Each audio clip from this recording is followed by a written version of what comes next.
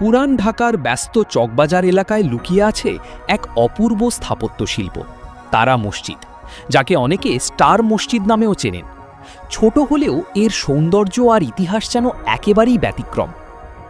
18শো শতাব্দীতে এই মসজিদটি নির্মিত হয়। ধারণা করা হয় স্থানীয় জমিদার মির্জা গোলাম পীর এটি প্রতিষ্ঠা করেন। পরবর্তীতে 20 শতাব্দীর শুরুর দিকে ব্যবসায়ী আলীজান বেপারী মসজিদটির বড় ধরনের সংস্কার করেন। তখনই মসজিদটির দেয়ালে যুক্ত হয় চমৎকার চীনা সিরামিক টাইলস ও অসংখ্য তারার নকশা, যা থেকে এর নাম হয়ে যায় তারা মসজিদ।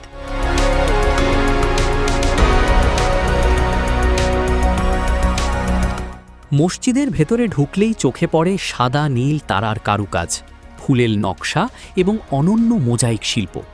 এটি শুধু একটি ধর্মীয় উপাসনালয় নয়, বরং ঢাকার ঐতিহ্যবাহী স্থাপত্যের এক জীবন্ত নিদর্শন।